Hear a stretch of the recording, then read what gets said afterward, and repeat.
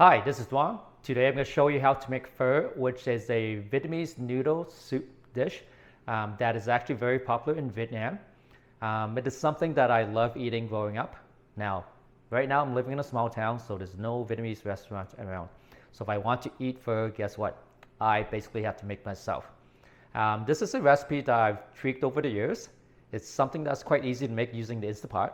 It definitely doesn't taste like restaurant quality type of pho, but it's definitely something that's good enough for me that will basically satiate my appetite for pho whenever I want to eat it. So let's have a quick look at the ingredients that we're going to need to have in order to make this dish. So the ingredients that you're going to need to have on hand to make this recipe are soup bone. Normally pho is made with beef bones. I don't have any on hand, and I actually don't mind using pork bones as well too. The reason being is that it's definitely cheaper to buy pork bones than beef bones. And also pork bones, I find like you can actually find the bones with the meats on it as well too, so that once the soup is done, you can actually have meat on your pho noodle dish. You also need to have pho seasoning mix. Now, I have two kinds that you can use. You can use basically this, which is like a pouch. And usually this comes in two. So you have two pouches in one package. This is the brand that I usually like to buy. But there's so many different brands that you can buy at the Asian grocery store. Okay, so that's this. You can also buy ones that are more like this. So this is the brand that I also have on hand. And these ones will actually have the whole spices actually like this, and then it actually does include a little bit of a pouch as well too. All right, so what I'll do is I'll open up this one later so that if you don't have this version, you can try to gather up all the ingredients to make this version instead. Okay, if you do choose to use this version, what you'll want to do is to toast this up on the stove top just to release the fragrance a little bit more. These are just extra star anise that I'm going to be using as well too, since I'm going to be using the dry version, or sorry, the powdered version, like this. You also need to have ginger. So this is the amount that I use, and also half of an onion. Okay, if you prefer more of an onion taste, you can also use the whole onion. I prefer cutting mine up just because usually in pho you would eat the raw onion like that you add to the top after it's done cooking. But me personally, I don't like eating raw onions, so I usually like to dice up my onions so that when it's cooked, it's basically going to be absorbed into the broth. All right. Oh, by the way, if you don't know how to peel ginger, it's actually quite easy to do. Just have to use a spoon like this, and you can just simply scrape it off like this. All right. So this will basically make it very, very quick for you to remove the skin off of ginger. All right, so just like this. So if you didn't know that, well, guess what? Now you do. I forgot where I learned this trick from, but it's definitely on TV somewhere. All right, but this will definitely make it a lot quicker for you to peel off the skin, just like this, right? Nice and easy. You'll also need fish sauce, yellow rock sugar. I tend to use very little. So this, I think, is about 15 grams of the rock sugar, like this. All right. So usually when you buy these ones, it's in basically chunks like this. So sometimes it's very big pieces. You just have to basically pound it to make it into smaller pieces, like that. All right. So this is what 15 grams will look like. If you don't have these, you can just use regular white sugar. And I also have beef balls. Now these ones are frozen, so I'm going to have to basically boil water and just cook it and slice it. And this is something that's actually used at the end once the noodle soup is completed. And I also have basically salt. Right? This is basically just regular table salt. All right, so what I'm going to do first is I'm going to boil the soup bone, just because I want to get rid of all the gunk So we just gotta boil up the water right now, and then we'll get this process started. So as you can see, the soup bone is boiling right now. Oh, it's gonna overflow, so be very careful. So you can see all the gunk that's floated to the top. So what I'm gonna do right now, I'm just gonna rinse this off, and I'll just show you what that looks like afterwards. So I'm just rinsing off the bones in the sink. Just get rid of all the gunk. A little bit hard to do with one hand, but you know, good enough. Again, this is about 1 kilogram of pork bones, but again, you can use beef bones if you like. You can use oxtail, it doesn't really matter. It will change the taste obviously, but again, I chose to use pork bones for today. All right. Okay, now guess what? We're almost ready to cook the pho in the Instant Pot. All right, so once the ingredients are all prepped up, now for the easy part. All you need to do is put the soup bone into the Instant Pot. Get your pho seasoning mix. So again, I'm just going to use this pouch. Put it into the Instant Pot. You have your ginger. Again, this is the size that I used. You can use a little bit less or more, up to you, depending on how much you like the ginger. This is the amount that I like to use. Put it into the pot. And same thing for your onions. And again, you can use up to 1 whole onion. Me, I prefer just eating half of an onion. So, into the pot. There you go. I also have my yellow rock sugar. Again, this is about 15 grams. If you don't have any, you can just simply use white table sugar as well too. Just dump it in. I'm also going to need to have salt. So again, I'm going to measure 1 tablespoon and an additional teaspoon. Seems like it's a lot, but I guarantee you it's not, because we're going to add a lot of water as well too. And we're going to also need to add fish sauce. So fish sauce, I tend to add just 1 tablespoon.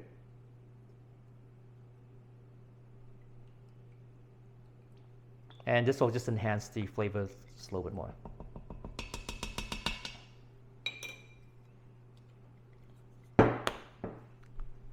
And because I'm using the pouch, I find that the star anise taste is not quite as strong. So I'm going to add 3 additional star anise to it. So 1, 2, 3. And the final step is just to basically add 4 liters of water. So basically, if you have an Instant Pot, just pour water until it gets to the 4-liter mark, and that's basically it. All right, so I'm going to do that right now.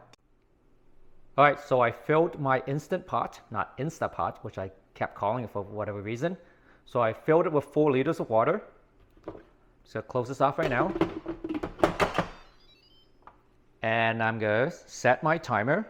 So I'm going to click on manual and to set it again for 60 minutes. And I'm just going to wait for it to confirm the selection. This should beep soon.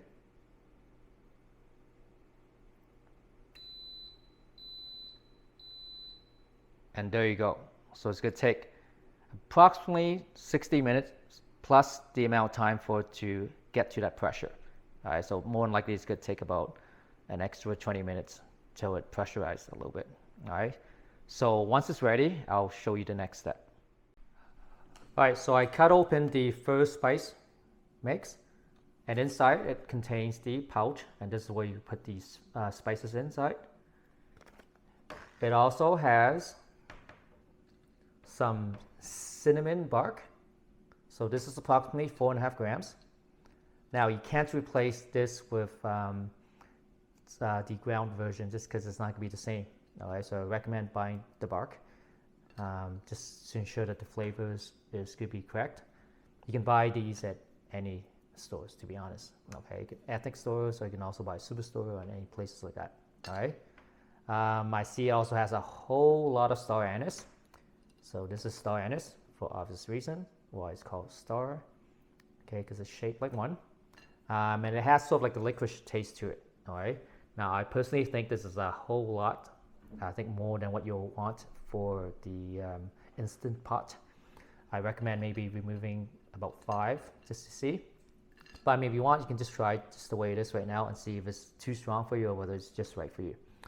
I see there's also 2 cardamom that's added to this mix.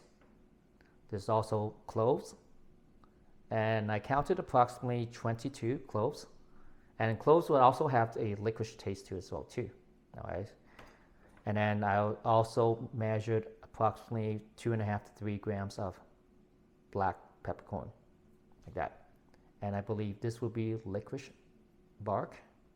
I don't see it as very common like in spice mix, but I guess this particular brand has a little bit. So if you don't have this, you can't find this, don't worry about it, I would say. All right.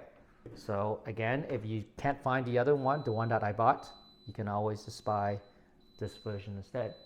And guess what? Impeccable timing, because the Instant Pot pho is actually done.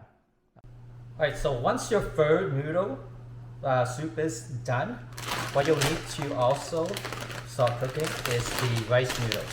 Now, these are the 2 that I like to use a lot. This is your standard pho noodles.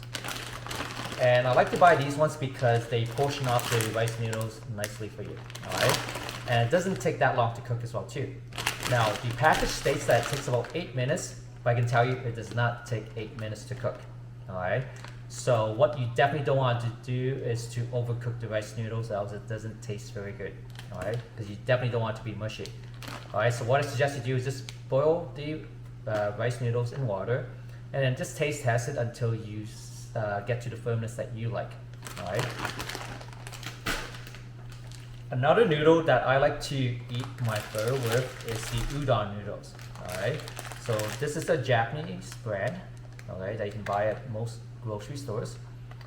You can even buy udon noodles at Walmart if you want. All right. So usually you can buy in packages of 4 like this, and it only takes about 2 to 3 minutes to cook these ones. All right. So again, you can choose to eat it using udon noodles, but the standard noodles for pho is this type of rice noodles. All right. So I think for today, I'm gonna cook it using this particular brand. All right. So I have the water boiling right now. So in the other part, I also have my beef balls. All right. So I think this one's almost done. So I'm gonna just turn this off, and I'm gonna place the rice noodles into the pot. A little bit messy because I'm using one hand. Oop. There we go.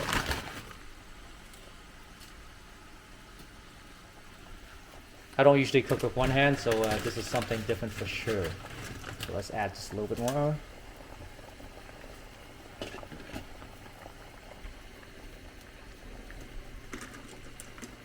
And again, usually it only takes a couple minutes to cook.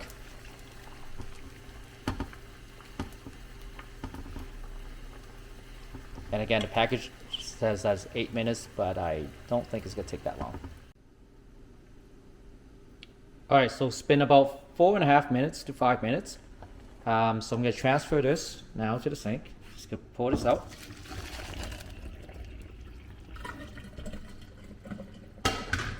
And usually what I like to do is to rinse in cold water quickly, just to make sure that I stop the cooking process.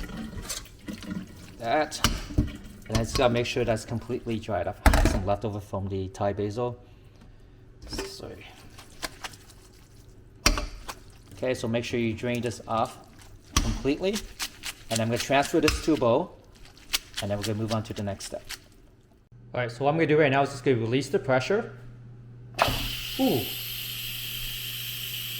All right, so while that pressure is being released, it's not gonna take too long because I did let it cool off just a little bit. I have the beef balls that I already cooked. Just gonna add a whole bunch of it in. Just because again, I'm just gonna be using this as my main protein. And obviously when you go to the restaurant, it's not gonna give you this many. But if you're cooking at home, guess what? You can add as many as you want, all right?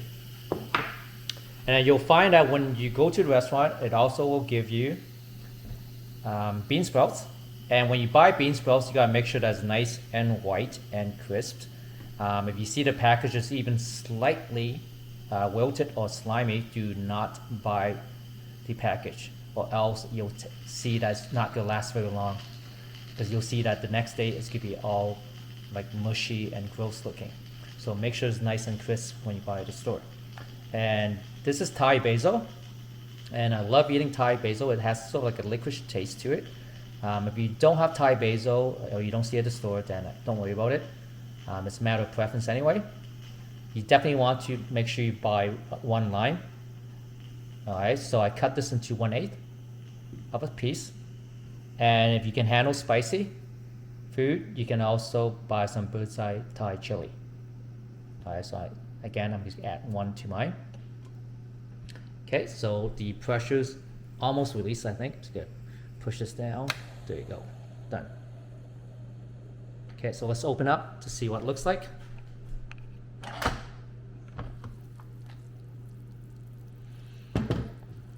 And I can tell you, it actually smells really good right now. As soon as you open it up, you can smell the fragrance of the fruit spice. All right. Now again, with my particular broth, it definitely does have the like onions floating. If you left it whole, then obviously it's not gonna have that. But again, this is the general color that my pho is. Although sometimes, if you use different bones and such like that, it's gonna give you different colors. All right. But this is not too bad so far, and again, it definitely smells really good. So I'm gonna pour this, just enough to cover.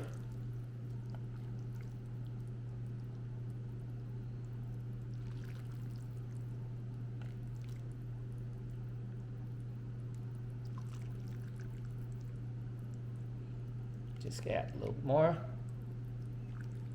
Again, with the bones, if your bones have any sort of like pieces with meat in it, you can also add that to your pho as well too. So this is pork neck bone, so I'm gonna add 1 piece to this as well. Okay, and then the way you usually eat this is you also have piece of lime, and you can squeeze that over top your pho. And you can add the bean sprouts.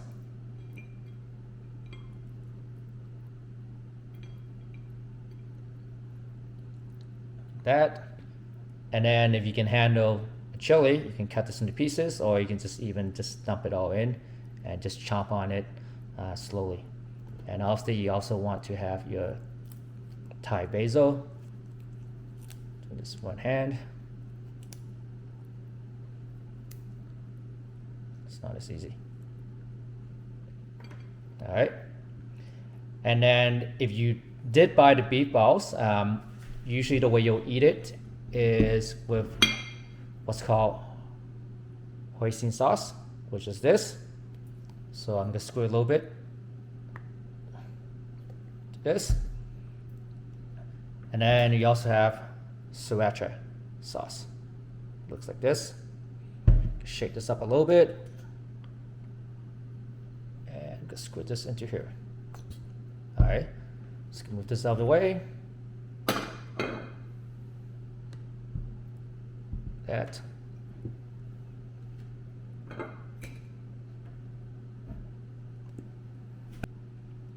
And there you have it, Vietnamese pho using the Instant Pot. So by the way, I always enjoy trying new recipes. So if there's a particular recipe that you'd like me to try out, just send me a message and let me know. And also, if you like this video, or if you'd like me to try to do a new recipe as well too, just shoot me a thumbs up and let me know. Okay, until next time, bye.